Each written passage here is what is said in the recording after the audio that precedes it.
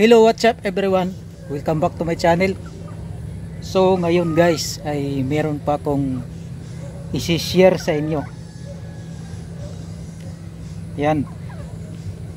Merong isang vlogger na panay ang komento sa aking mga in-upload na video. Panay ang paninira niya. Kahit na okay naman yung ating mga video guys, panay pa rin ang puna niya.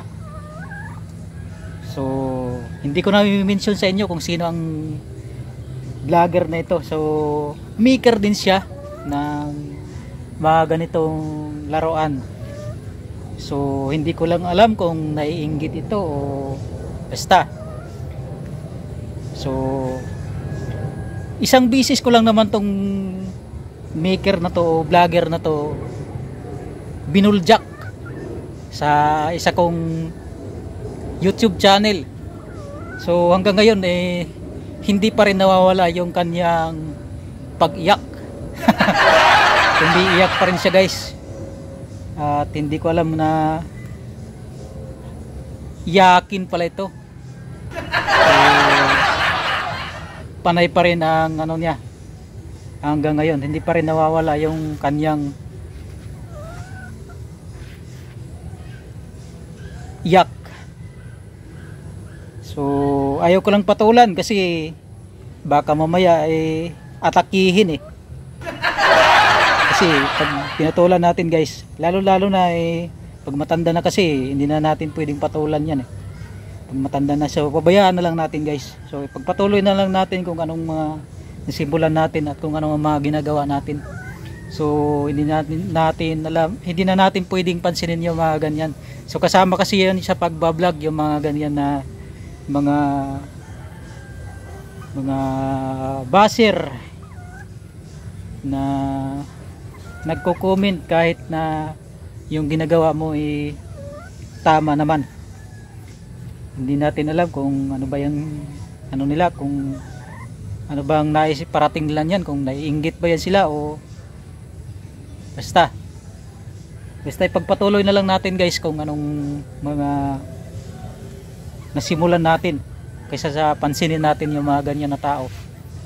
Kasi pag pinansin natin yan, mawawala lang tayo ng gana pag pinansin natin yan. Hindi natin pwedeng dibdibin yung mga ganyan kasi pag dinibdib natin yan, katulad ng vlogger na to na palaging nagko-comment sa atin ng ng mga negatibo na komento kahit okay naman yung ginagawa natin.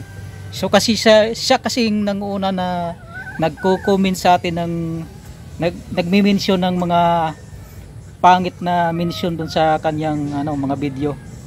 At mga kasi yung mga mini-mention niya, mga negatibo na may mga halong paninira dun sa natin, dun sa mga binablog natin na kahit na okay naman yung binablog natin, ang nais niyang iparating malinis yung kanyang malinis yung kanyang ginagawa. So tayo, hindi naman tayo ganun na tao na yung sisiraan natin yung ginagawa ng iba. So hindi ko ugali yung ganun.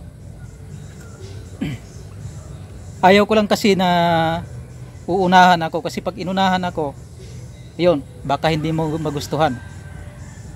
Kasi ako naman hindi naman ako nangunguna pag ganyan. Ang ayaw ko lang yung may pilantik sa mga video na imi-mention yung mga natin kahit na tama naman yung ginagawa natin, pilit nagagawa ng butas. So yan guys, ang gagawin natin ngayon, so makulimlim na naman yung panahon natin, baka umulan na naman. Nandito ako sa puno ng